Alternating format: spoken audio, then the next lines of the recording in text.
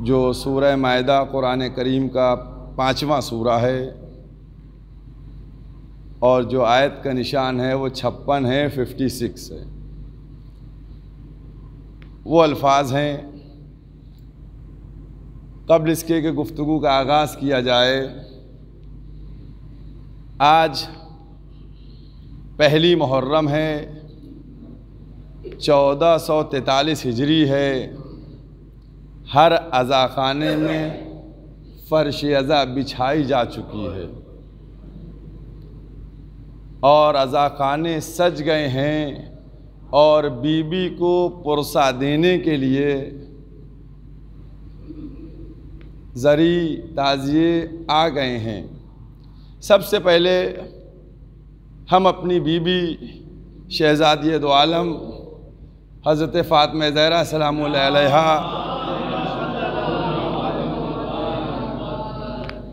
کی خدمت میں پرسے سے آغاز کریں کہ بی بی فرش عزا ہم نے بچھایا ہے، آقا کا استقبال کیا ہے، ہمارے اس پرسے کو قبول کیجئے، مجلس پڑھنے والے ہوں یا مجلس کو سننے والے ہوں۔ جو ہمارا پرسہ ہے، کیونکہ اس ماں کو پرسہ دینے کے لیے ہم جمع ہوتے ہیں جس ماں کی غربت کا اندازہ کوئی لگا نہیں سکتا ہے، کہ کربلا کا وہ چٹیل میدان جس میں صرف دشمن بھرے ہوئے ہیں، وہاں ایک ماں اپنے بچے کو لیے بیٹھی ہوئی ہے، کیونکہ عزا کتنی اہم ہے اس کی عظمت کو سمجھے ہم، اور بی بی کو جو پرسہ دیا جاتا ہے اس کو اہتمام ہمیں کیسے کرنا ہے، اس کو اپنے پیش نظر رکھا جائے۔ باتیں بہت سی ہوتی ہیں، لیکن ہماری تخلیق اور ہمارا مقصد اور ہماری روح کی غذا کیا ہے، کیا ہے، اس کا احساس کریں۔ اور ہم اپنے 8ویں امام امام علی ابن موسیٰ الرضا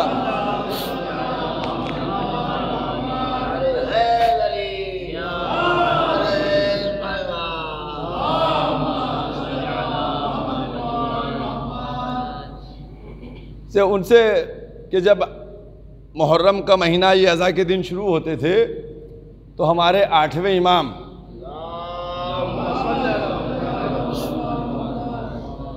گریبان کھول لیتے تھے اور مجالس ذکر مصائب کا اہتمام کرتے تھے، برابر اسی طریقے سے اہتمام ہوتا تھا۔ تو ایک شخص نے امام سے سوال کر لیا، کہا مولا اتنا زمانہ ہو گیا واقعہ کربلا کو، آپ ہر سال اسی طریقے سے اہتمام کرتے ہیں، اسی طریقے سے مجالس کا انعقاد، غم کا اہتمام، اور 10 دن تک آپ،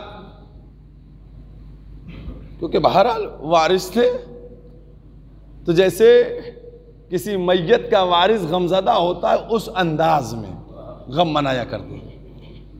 جب اس نے کہا کب تک آپ یہ سلسلہ جاری رکھیے گا، تو ہمارے امام نے کیا فرمایا، 8ویں امام نے کیا فرمایا؟ امام نے فرمایا کہ ہم عزا کو اس لیے اہتمام کے ساتھ بڑھاتے چلے جا رہے ہیں کہ جس طریقے سے تم نے غدیر کو بھلا دیا، کہیں محرم عاشورہ کو نہ بھلا دو۔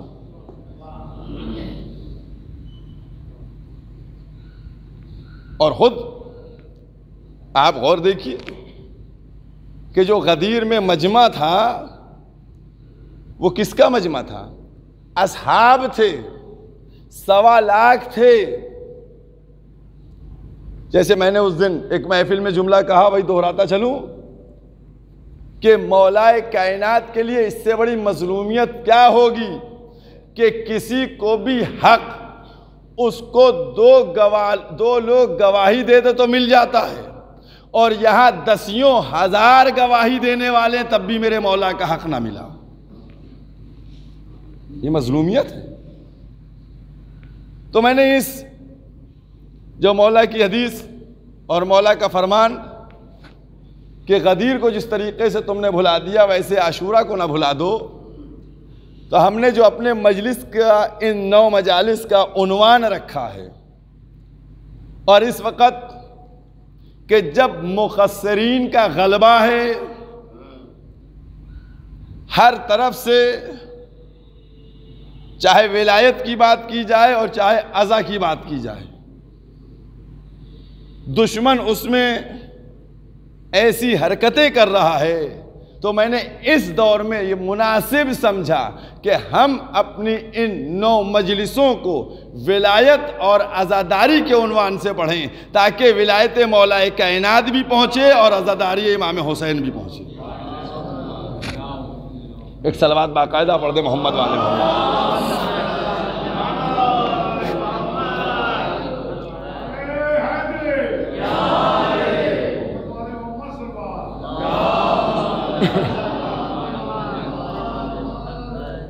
دیکھیے چونکہ یہ پہلی گفتگو ہے، پہلی نشست ہے، پہلی مجلس ہے، لہذا کچھ چیزیں الگ الگ کی بیان کر کے آج ذہنوں کو متوجہ کیا جائے گا،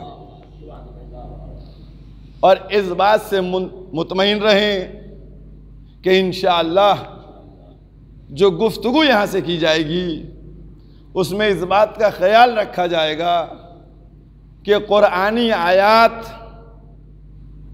یا صحائح ستہ کا حوالہ اس کے ذریعے سے گفتگو کو آگے بڑھایا جائے، تاکہ کوئی اعتراض کرنے والا میرا دامن نہ پکڑے.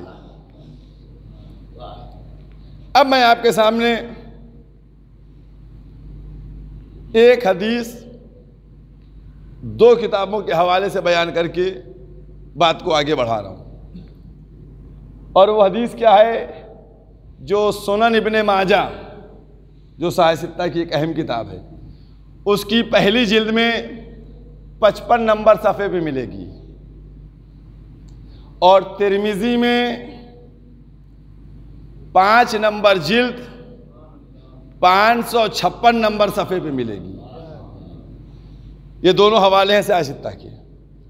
اب اس حدیث کا جو میں بیان کر رہا ہوں جو ان دونوں کتابوں کے حوالے سے ہے، اس حدیث کو آپ آگے لے جائیے گا اور اسی کے ذیل میں گفتگو ہوگی کہ ان دونوں کتابوں میں کیا لکھا ہوا ہے کہ پیغمبر نے فرمایا اہل بیت کے لیے، مولا کائنات کے لیے، شہزادی دو عالم کے لیے، امام حسن کے لیے اور امام حسین کے لیے، اہل بیت کے لیے فرمایا کہ جو ان سے جنگ کرے گا گویا اس نے مجھ سے جنگ کی ہے، جس نے تم سے جنگ کی اس نے مجھ سے جنگ کی، ہم اس سے جنگ کریں گے. بات ہو گئی، بہت آسانی سے آپ تک پہنچ گئی کہ جس نے علی سے جنگ کی اس سے پیغمبر جنگ کریں گے، جس نے شہزادی سے جنگ کی اس سے پیغمبر جنگ کریں گے، جس نے امام حسن سے جنگ کی اس سے پیغمبر جنگ کریں گے، جس نے امام حسین سے جنگ کی اس سے پیغمبر جنگ کریں گے. تو اب پوری تاریخ کو سمیٹیے اور غور کر کے دیکھیے کہ گلے میں رسی کا پھندا جس نے ڈالا ہے علی سے جنگ کی ہے اس سے پیغمبر جنگ کریں گے، فاطمہ پہ جلتا ہوا دروازہ جس نے گرایا ہے اس سے پیغمبر جنگ کریں گے، حسن کو جس نے زہر دیا ہے اس سے پیغمبر جنگ کریں گے، امام حسین کو جس نے شہید کیا ہے اس سے پیغمبر جنگ کریں گے. اب غور کیا آپ نے؟ اب کوئی شک اور شبہ کی بات نہیں ہے، اگر رسول کی اطاعت کر لی جاتی، اگر رسول کے فرما بردار ہو جاتے، اگر رسول کو رسول سمجھ کر ان کو تسلیم کر لیا جاتا تو پھر یہ شک نہ ہوتا کہ صفین کے میدان میں علی کی اطاعت ہو یا معاویہ کو مانا جائے. پھر جمل کے میدان میں کوئی شبہ باقی نہ رہ جاتا. صلوات پڑھ دے محمد و آل محمد.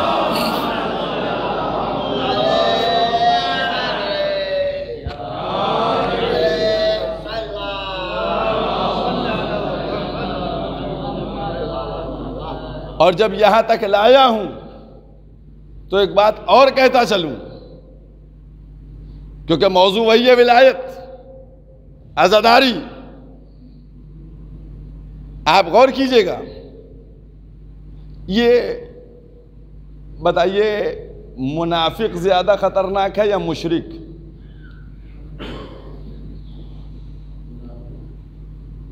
اس پہ غور کیجئے.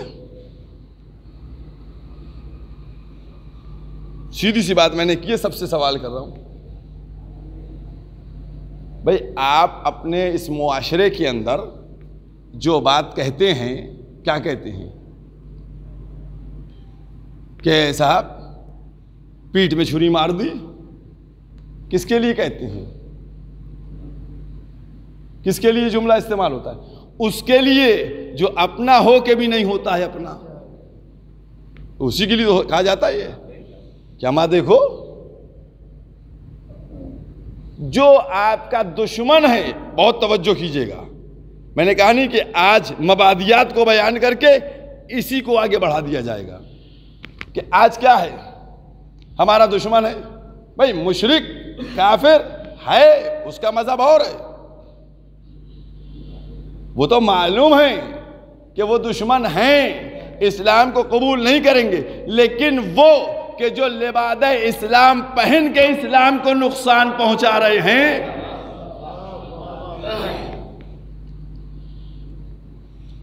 ایک جملہ کہوں گا، اور بہرحال چونکہ یہ ساری چیزیں مجھ کو معلوم ہیں کہ بہت دور تک میری تقریر کو دیکھا جا رہا ہے اور سنا جا رہا ہے،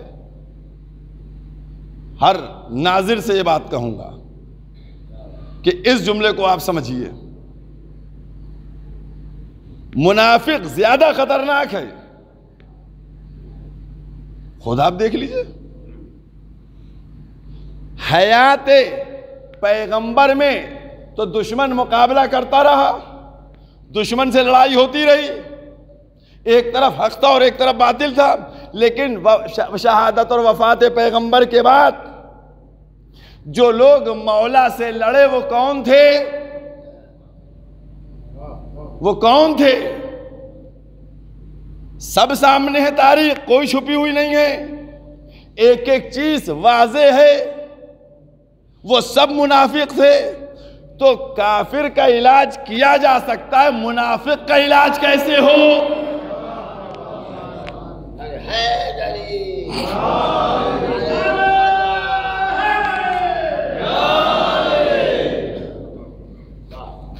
بھئی میں نے ایک بات آپ کے سامنے رکھی نہیں رکھی کہ کافر کا علاج ہم ایزیلی کر سکتے ہیں، لیکن منافق کا علاج کیسے کیا جائے؟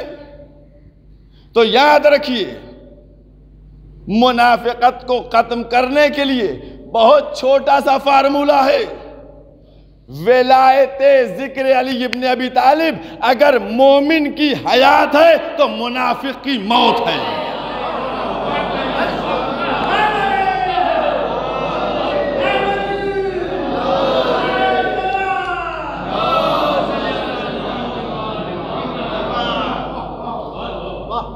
بھائی ان کے لیے تو ہے لکم دینکم، تم کو تمہارا دین، ہمیں ہمارا دین.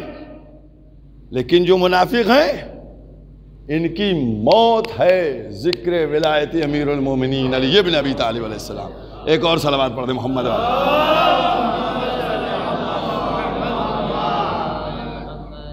اب غور کیجئے گا، مولا کائنات کے سلسلے میں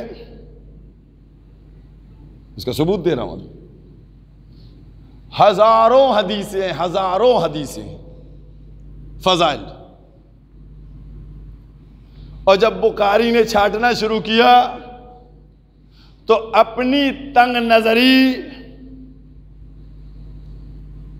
اپنے تنگ ذہن، ان تمام چیزوں کو مد نظر رکھتے ہوئے وہ صرف 3 حدیثیں نکال کر لایا. ہزاروں حدیثیں. اور اگر جناب ابن عباس ان کی بات کی جائے تو انہوں نے 23,000 کہی ہیں، لیکن حالانکہ اس سے زیادہ بہت حدیثیں ہیں. 3 حدیثیں. وہ کون کون سی 3 حدیثیں ہیں کہ جن کو لکھا گیا؟ ایک حدیث لکھی گئی کہ پیغمبر نے فرمایا علی تم مجھ سے ہو اور میں تم سے ہوں. ایک. دوسری حدیث لکھی گئی خیبر والی، لا اوتین رایتا، کہ کلمہ علم اس کو عطا کروں گا. اس میں بھی وہ جملہ ہٹا دیا. جا کر دیکھیے گا سب چیزیں. میں اسی لیے حوالے سے بات کر رہا ہوں. کرار غیر فرار. لگتا ہے یہ جملہ لکھتے شاید اسی لیے شرم آ رہی تھی کہ کہیں ایسا نہ ہو کر یہ لکھ دیا تو پتہ نہیں کتنے فرار سامنے آ جائیں گے.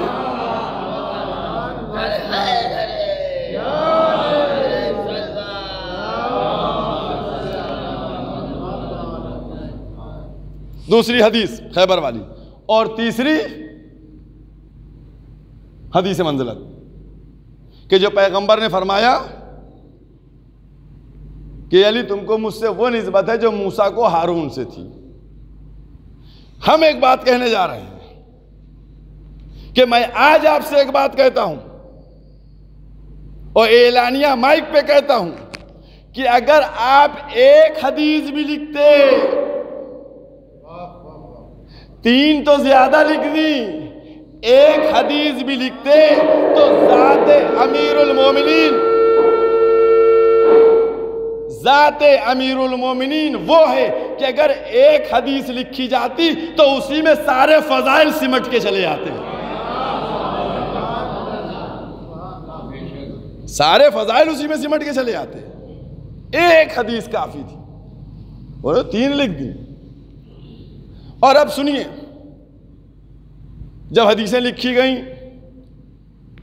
کہ صاحب پیغمبر نے فرمایا کہ جو موسیٰ کو ہارون سے نسبت تھی وہی مجھ کو علی سے نسبت ہے، تو اب اس میں بھی گفتگو ہونے لگی کہ ہارون تھا یا قارون تھا.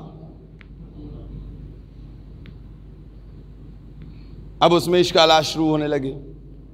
تو اس میں ساری چیزیں کتابوں میں موجود ہیں کہ صاحب قارون کون تھا، یہ بھی بتاتا چلوں آپ کو. قارون کو اگر دیکھنا اور سمجھنا ہے تو سورہ قصص میں جا کے دیکھیے، 28 نمبر سورہ. جناب موسیٰ کا خالہ زاد بھائی تھا. جناب موسیٰ کا خالہ زاد بھائی تھا.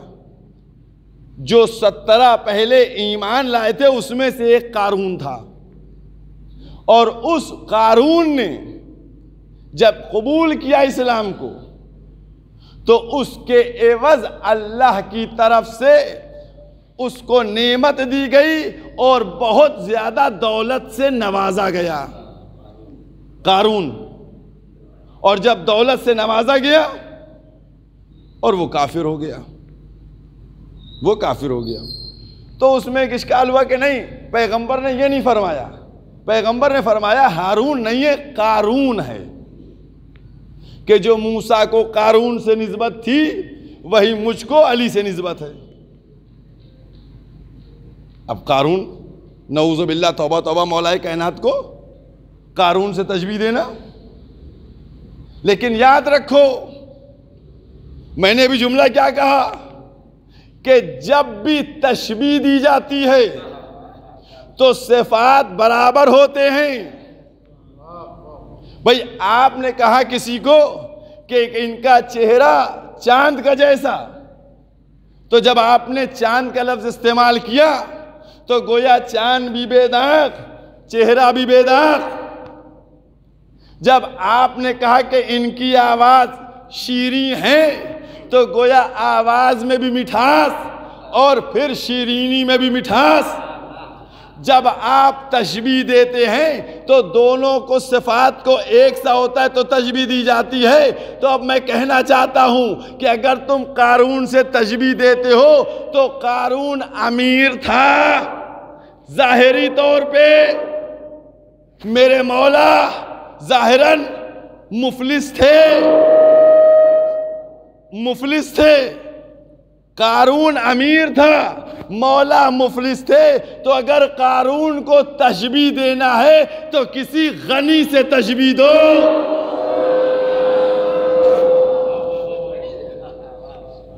غنی سے تشبیہ دینا چاہیے کہ صاحب کہ یہ وہ بھی غنی ہو یہ بھی غنی، مولا کائنات کی عظمت کو دنیا سمجھے لاکھ۔ لیکن جب بھی دشمن کوئی پہلو نکال کے چاہے گا کہ فضائل کو کم کیا جائے، ویسے ہی نکھر کے میرے مولا کے فضائل سامنے چلے۔ صلوات پڑھتے محمد و آل محمد۔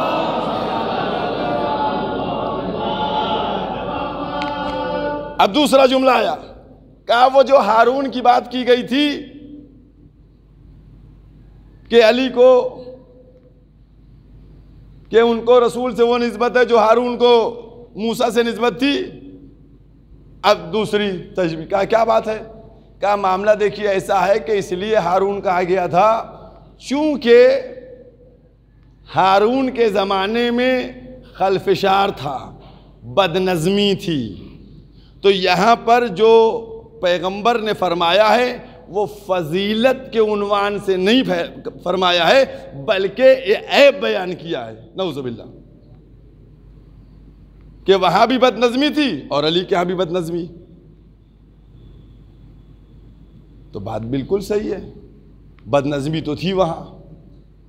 جب موسیٰ غیب میں گئے تو ہارون کے دور میں بد نظمی تھی، خلفشار تھا۔ کیا ہوا تھا؟ بچھڑے کی پوجا ہونے لگی تھی۔ اب میں کیسے ایک جملہ کہہ دوں، ایک لفظ کہہ دوں کہ جب موسیٰ گئے تو ہارون کے زمانے میں بدنظمی ہوئی، خلفشار ہوا اور بچھڑے کی پوجا ہونے لگی۔ جب پیغمبر گئے تو علی کے زمانے میں خلفشار ہوا، بدنظمی ہوئی، اب یا بچھڑے کی پوجا ہوئی یا گدھے کی ہوئی۔ اب یہ دنیا سمجھے کہ کس کو مانا گیا اور کس کو پوجا گیا۔ یہ وہ مراحل ہیں جن کو سمجھنے کی ضرورت ہے۔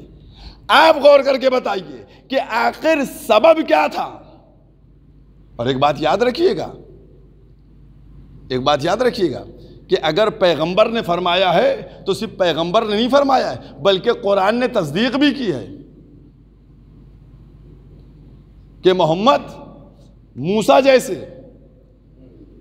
قرآن مجید کا 73 نمبر سورہ مزمل، آیت کا نشان 15، اِنَّا أَرْسَلْنَا إِلَيْكُمْ رَسُولًا شَاهِدًا عَلَيْكُمْ كَمَا أَرْسَلْنَا رسول فرعون، کہ جیسے ہم نے فرعون کے دور میں رسول کو نازل کیا تھا ایسا ہی نازل کیا۔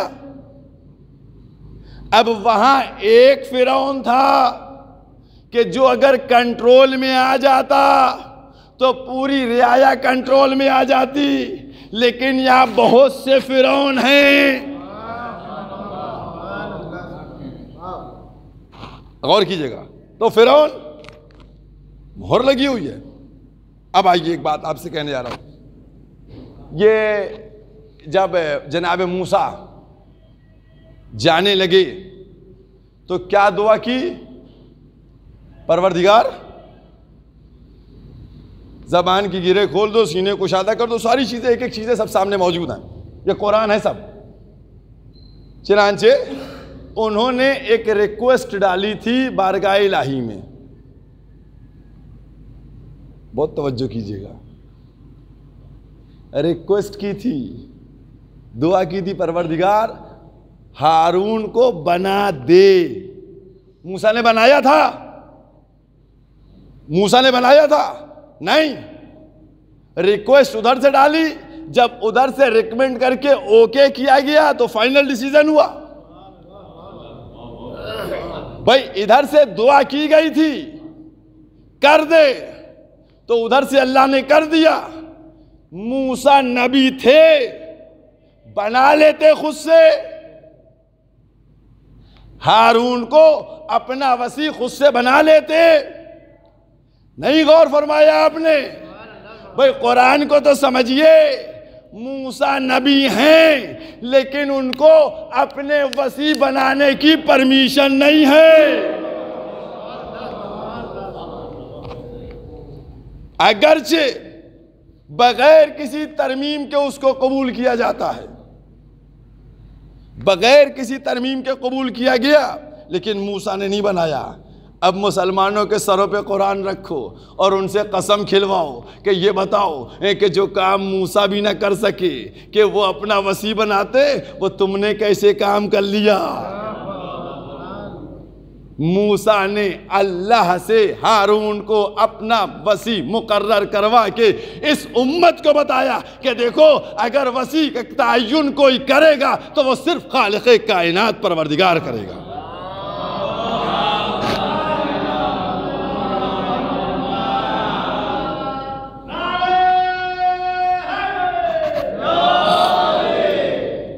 عزیزو، تو ایک مرحلہ یہ تو آگے بات چلی گئی، بہت دور تک بات چلی جائے گی، تو جو موسیٰ ویسے ہی محمد۔ اب اس کے بعد دو چار جملے کہ جو 7واں سورہ اعراف میں جا کر دیکھیے گا کہ جو جناب موسیٰ اور ہارون پہنچے تو فرعون کے دربار میں جادوگر بیٹھے ہوئے تھے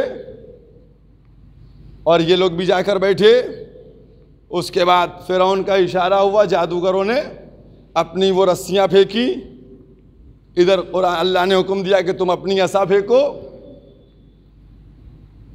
یہ میں جملہ جو کہنے جا رہا ہوں آپ سے نا، وہ کیوں کہ مولا کائنات کو ہارون ماننے کو، مثل ہارون ماننے کو تیار کیوں نہیں ہیں؟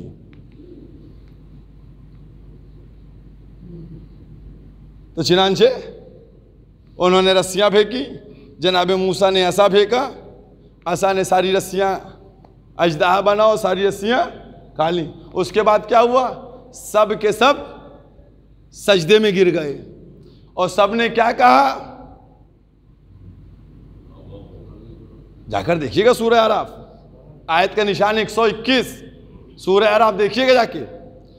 آمنا برب العالمین، سب سجدے میں گرے اور کہا کہ ہم ایمان لاتے ہیں عالمین کے رب کے اوپر۔ بھئی رب تو وہی ہے نا، رب تو وہی ہے نا کہ ہم ایمان لاتے ہیں عالمین کے رب کے اوپر، لیکن یہاں پر ان جادوگروں نے اپنی زبان کو نہیں روکا، بلکہ آگے 122 نمبر آیت سورہ اعراف قرآن مجید کا 7 نمبر سورہ، اس میں آگے بڑھ کے کہا کہ ہم اللہ پر بھی ایمان لاتے ہیں اور ہارون اور موسیٰ کے رب پر بھی ایمان لاتے ہیں۔ اور کیا آپ نے رب پر بھی ایمان لاتے ہیں؟ اب سمجھ میں آیا کچھ؟ بھئی اللہ پر ایمان لائے، بات ختم ہو گئی، بات ختم ہو گئی، اللہ پر ایمان لائے۔ اب اس کے بعد فوراً جملہ کہ ہم ایمان لاتے ہیں موسیٰ کے اور ہارون کے رب کے اوپر۔ اب کس کی بات ہوئی؟ ایک رب کی بات ہوئی، ایک موسیٰ کی بات ہوئی، ایک ہارون کی بات ہوئی۔ کچھ ذہنوں میں آیا نہیں آیا؟ کچھ بات سمجھ میں پہنچی نہیں پہنچی؟ یعنی ان جادوگروں نے بھی بتا دیا کہ رب تو رب ہے، یعنی ہم لا الہ الا اللہ کی بھی بات کرتے ہیں، ہم نبی کی بھی بات کرتے ہیں، ہم وسیع پر بھی ایمان لاتے ہیں۔ تو مسلمان چاہتا ہے کہ ہارون کو ہٹا دو ورنہ علی ولی اللہ کہنا پڑ جائے۔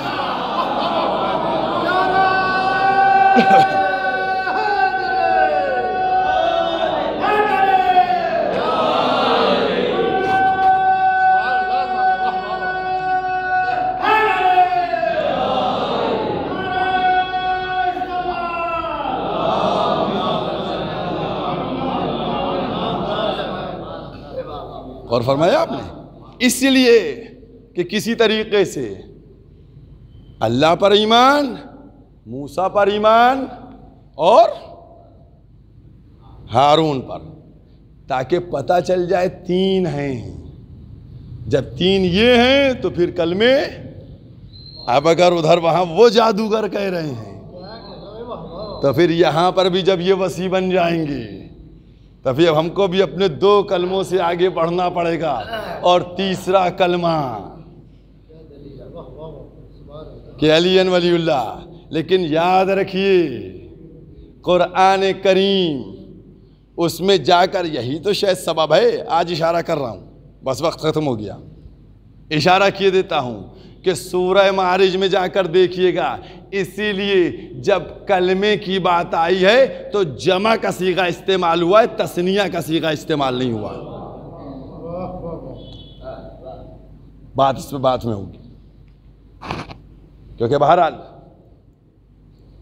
اس بات کو ہمیں پہنچانا بھی ہے اور سمجھانا بھی ہے، اور ہمارا بالکل یہ پرسے کے دن ہوتے ہیں، اس میں ہم کوئی تاخیر نہیں کرتے، کیونکہ ان دنوں میں جہاں ولایت اور فضائل کی بات ہوتی ہے وہاں مصائب میں بھی کوئی کمی نہیں ہونا چاہیے، کیونکہ اگر مصائب میں کوئی کمی ہو جائے تو میں یہ سمجھتا ہوں بی کو پرسہ مکمل نہیں ہوگا۔ عزاداروں، آج پہلی محرم کی ہو گئی، رونے کے لیے یہی کافی ہے۔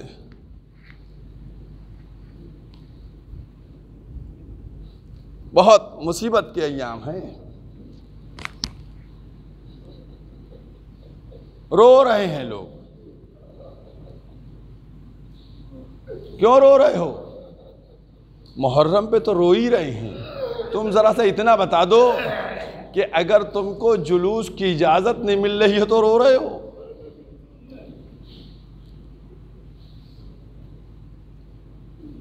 تم کو اگر مجلس میں پوری شرکت کرنے کی اجازت نہیں مل رہی ہے تو رو رہے ہو؟ ایک جملہ کہہ رہے ہو مزیدارو، تصور کرنا رونے کے لیے کافی ہے کہ اگر تمہیں جلوس کی اجازت نہ ملے تو تم رو، احتجاج کرنے کے لیے تیار ہو۔ اب تصور کر کے بتاؤ کہ بعد شہادت حسین جب سکینہ کو رونے نہ دیا گیا ہوگا، زینب ام کلثوم گریہ نہ کر پائی ہوں گی۔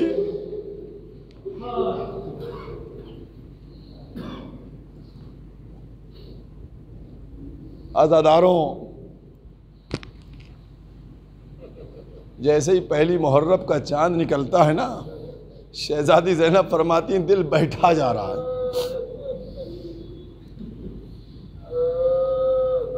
کیا غم کا مہینہ ہے یہ۔ میں تو سمجھتا ہوں جیسے ہی چاند نظر آتا ہوگا بی بی مدینہ چھوڑ دیتی ہیں، اپنے لال کے غم میں کربلا پہنچ کے واہ حسینہ کی صدائیں بلند کر دیو۔ ارے عجب نہیں کہ نجف سے مولا کائنات بھی کربلا میں آ گئے ہوں گے، مدینے سے پیغمبر بھی آ گئے ہوں گے۔ ارے یہ وہ ایام ہے جن میں فقط و فقط امام حسین کی شہادت پہ آنسو بہائے جائیں۔ جزاکم اللہ خیر الجزا۔ انشاءاللہ دعا کرتے رہیے کہ ذکر کرنے والوں کو توفیق ملے اور غم منانے والوں کو گریہ کرنے کی توفیق ملے، سب گریہ کر سکے، کیونکہ پہلی محرم ہے۔ کس مظلومیت کے عالم میں امام حسین مکے میں موجود ہیں، جب مکے میں موجود ہیں تو اب کوفے والے بلاوا بھیج رہے ہیں، خطوط جا رہے ہیں، مولا میرے کے آ جائیے، مولا میرے کے آ جائیے، مولا میرے کے آ جائیے، کوفے آ جائیے۔ لیکن مولا امام حسین جانتے تھے کہ کوفے والوں نے بھی کیا کیا بابا کے ساتھ، کوفے والوں کا کیا طرز عمل رہا، اس لیے جب خطوط بہت ہو گئے تو امام حسین نے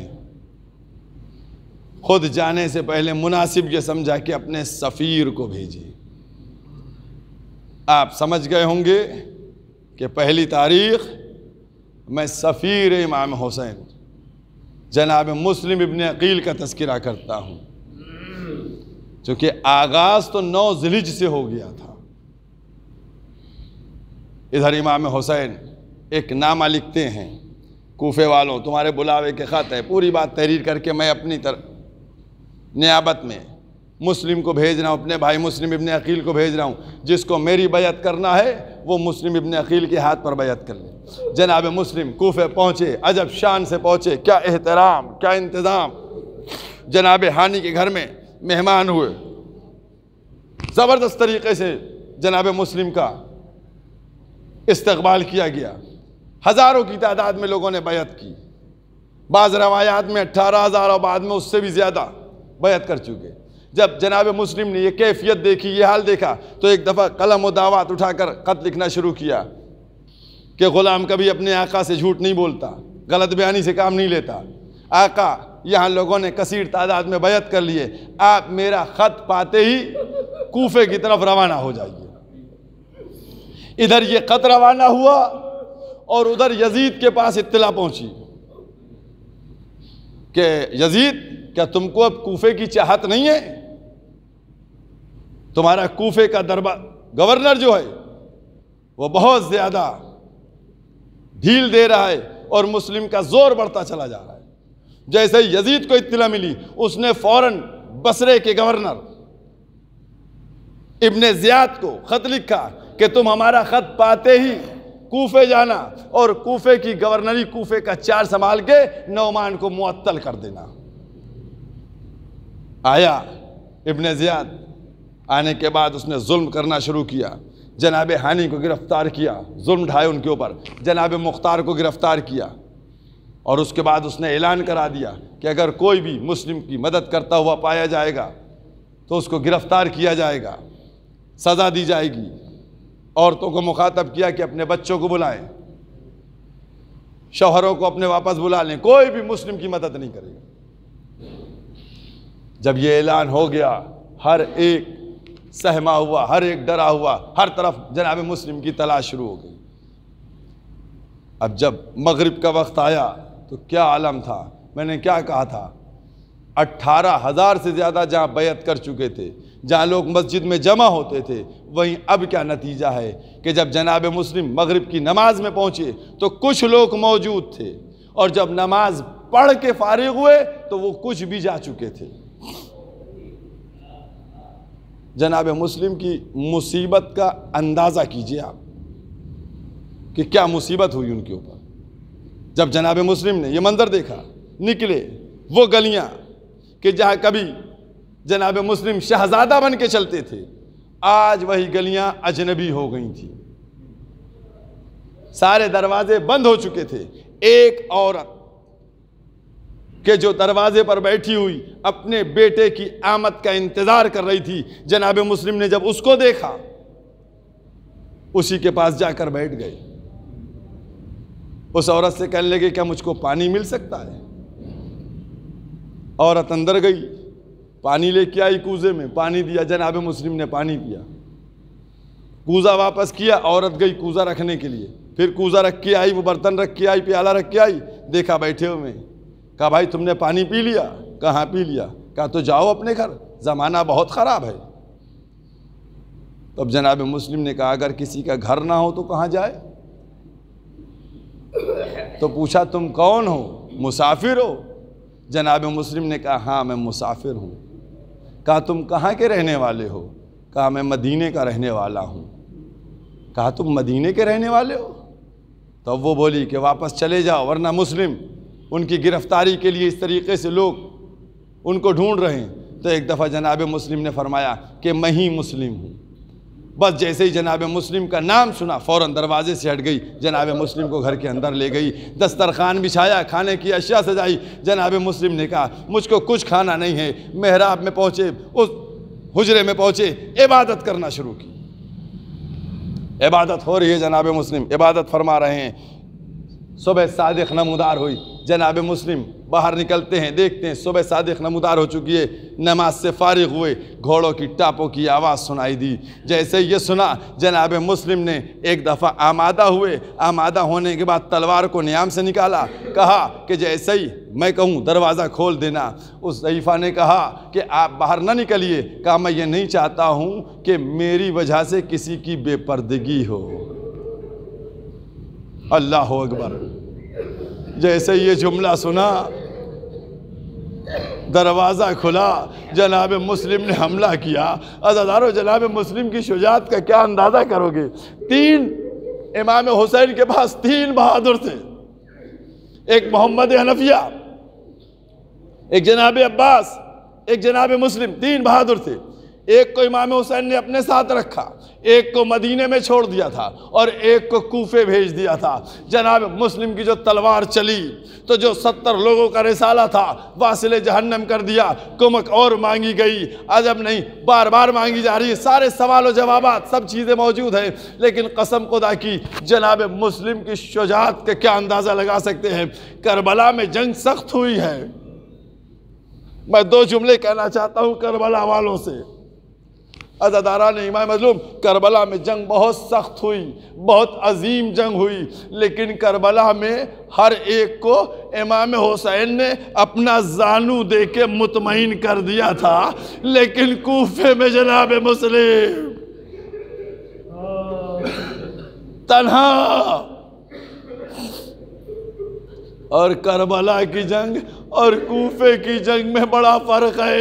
ارے کربلا میں اگر 4 طرف سے حملہ ہوتا تھا تو کوفے میں 5 طرف سے حملہ تھا۔ ارے چھتوں پر سے آگ پھینکی جا رہی تھی۔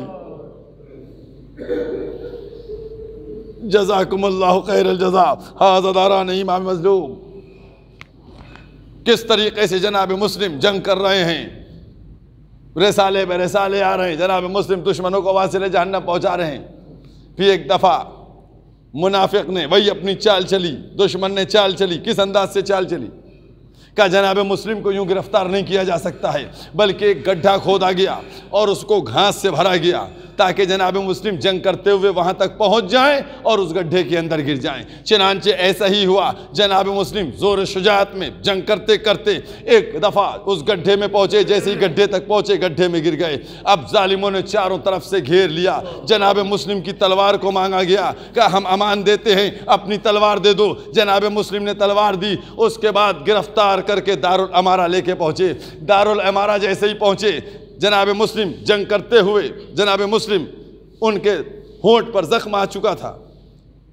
دیکھا پانی کا ایک کاسے میں پانی مل جائے گا، جناب مسلم نے پانی لیا، پینا چاہتے تھے، خون کی بوند گر گئی، واپس کر دیا۔ دوسرا کاسا لیا، پھر پانی پینا چاہتے تھے، پھر خون گر گیا، پھر پیالہ واپس کر دیا۔ جب 3 دفعہ ایسا ہی ہوا تو جناب مسلم نے کہا اب میں پانی نہ پیوں گا، میں کہوں گا اللہ رے ایمان ابو طالب، ایمان جناب مسلم۔ کیا جناب مسلم کا ایمان و یقین تھا؟ ارے مسلم کیسے پانی پی لیتے؟ ان کے آقا تو پیاسے جانے والے تھے، پیاسے شہید ہونے والے تھے، لہٰذا کیسے جناب مسلم پانی پیتے؟ ایک دفعہ دربار میں داخل ہوئے، ایک شخص کہتا ہے کہ تو نے اپنے آقا کو سلام نہیں کیا۔ جناب مسلم نے کہا میرے آقا تو حسین ہے۔ ایک دفعہ ادھر کا رخ کیا جدھر مولا کے قافلہ تھا، آواز بلند کی السلام علیکم یا ابن رسول اللہ۔ اللہ اکبر۔ ابن زیاد نے کہا وہ شخص کہاں ہے کہ جس کو جناب مسلم نے زخمی کیا تھا؟ اس شخص کو بلایا گیا جس کا نام بکیر ملتا ہے۔ آیا کہ انہوں نے تم کو شہید کیا تھا؟ کہاں؟ کہ ان کو دارالامارہ میں لے آؤ۔ عزادارو 1 دقیقہ بچا ہے، 1 دقیقہ مصائب کا، 1 دقیقے کے بعد مجلس مکمل ہو جائے گی۔ بی بی کو پرسہ دینا ہے اس مصیبت کے عالم میں، کہ ان کو دارالامارہ ایک چھت پہ لے آؤ۔ ظالم نے کس طریقے سے ظلم کیا۔ ایک دفعہ وار ہوا اور وار ہونے کے بعد سر و تن میں جدائی ہوئی، سر و تن میں جدائی ہونے کے بعد لاشیں کو اوپر سے پھینکا گیا۔ ظالموں نے پیر میں رسی باندھی، لاشیں مسلم کو کوفے کی گلیوں میں جزاکم اللہ۔ اے عزادارو، ادھر میرے مولا کا دل بے قرار ہوا۔ اے عباس، ارے مسلم کی کوئی خیریت نہیں ملتی۔ بس دو جملے، مسلم کی کوئی خیریت نہیں ملتی۔ جناب عباس سے کہا، اے عباس دیکھو راہ کوفہ سے ایک سوار آ رہا ہے، اس کو بلاؤ۔ وہ سوار آ رہا تھا، جناب عباس نے اس کو بلایا، آیا امام حسین کے سامنے اس کو لائے۔ کہا مولا، کہا تم کہاں سے آ رہے ہو؟ کہا کوفے سے آ رہے ہیں۔ کہا کوفے سے آ رہے ہو؟ میرے بھائی مسلم کی خیریت بتاؤ۔ بس جیسے ہی اس نے جناب مسلم کا نام سنا، ویسے ہی اس نے سر کو نیچے جھکا لیا۔ امام حسین نے کہا تم نے کوئی جواب نہیں دیا۔ کہا میں کیا جواب دوں؟ کہا جب میں کوفے سے چلا تھا، زمانہ مسلم کے پھر گیا تھا، مسلم کو شہید کیا جا چکا تھا، مسلم کے پیر میں رسی باندھ کے کوفے کی گلیوں میں گھسیٹا جا رہا تھا۔ بس جیسے ہی یہ جملہ سنا، امام نے آواز بلند کی، انا للہ و انا الیہ راجعون۔ آنکھوں سے آنسو جاری ہو گئے۔ ایک دفعہ آنسوؤں کو پوچھا، بہن کی محمل کے پاس آئے، کہا اے زینب، ارے مسلم کی یتیم بچی کو لاؤ۔ مسلم کی یتیم بچی کو لیا، زانوں پہ بٹھایا، سر پہ ہاتھ میرا، اے چچا میرے بابا کی خیر۔ کہے بچی تمہارا بابا مارا گیا، تمہارے باپ کو الا ولعنت اللہ قوم الظالمین سيعلم الذين ظلموا